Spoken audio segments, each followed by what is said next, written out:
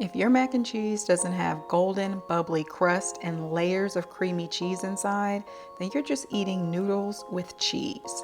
What's up, y'all? It's your girl Brandy from Stay Snatched, and I'm back to share even more recipe tips with you to make the perfect baked mac and cheese.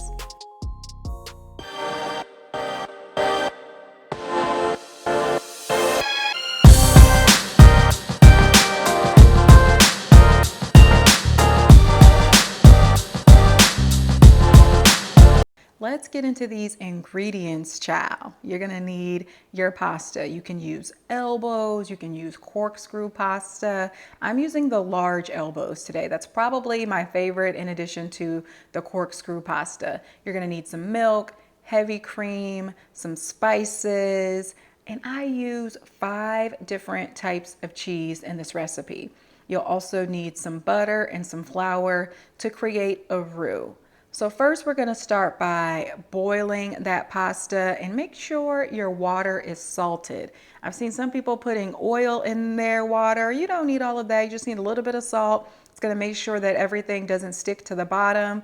Give everything a good stir. Just cook your pasta in accordance with the instructions on the package. I grate my cheese in the food processor. I don't do it manually anymore, but you can. My biggest tip is to just make sure that you are using block cheese and not any of that pre-shredded cheese, because it's coated with cornstarch and this recipe is not going to hit the same. It's too dry and cakey.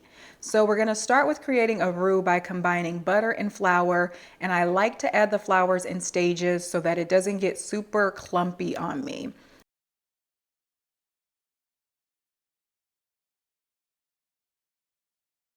Next, I'm going to pour in the heavy cream and the milk. Then I've got some onion powder, salt and pepper, and season to taste. You're going to add this, taste it again, because this is what your cream sauce is going to taste like and ultimately what your mac and cheese is going to taste like. You're going to add half of your grated cheese in there and give everything a stir until that sauce is thick and creamy like this. Then we're going to add in the cooked pasta and give everything a stir. To do all of this, I'm using the same pot that I used to boil the mac and cheese to make it a little easier. From here, I like to taste everything again, add in more spices if you need it. Again, you don't want bland mac and cheese. Give everything a stir, get those macaroni noises going, and then we're gonna add this to a pan. You can use a 9 by 13 inch baking dish or a cast iron skillet. That's my new favorite, actually. This is a 10-inch cast iron. We're going to add that pasta, not all of it, just enough to layer the bottom. And then we're going to go in with our grated cheese. For my Munster cheese, I like to chop those into little chunks, and I'm going to add this throughout the mac and cheese. The reason why I do that is, one, it's easier to do than it is to grate that style of cheese. But secondly, when these melt, it's just going to make it ooey gooey. It's going to hit differently than all of that other shredded cheese. Just trust me on this. It's one of my favorite things to do. And now we're just layering this like a lasagna. So we've added some more cheese and then we've added more pasta. Now I'm gonna go in there with more of my little chunks of Munster cheese. Gonna get those all throughout. When I tell you, it really hits differently when you do it this way. I love, love, love, love, love it. And then I'm gonna hit it with more of that grated cheese on top.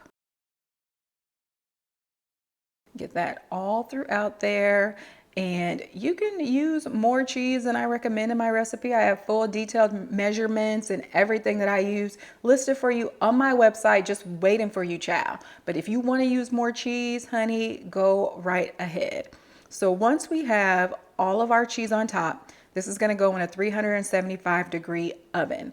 This looks like it's going to be fine and it's not going to spill over, but sometimes I like to add a sheet pan just in case to catch any drippings. So I'm going to bake this for 30 to 35 minutes until that top crust is golden and this is bubbling. As you can see, I didn't have any spillage. I was doing great here.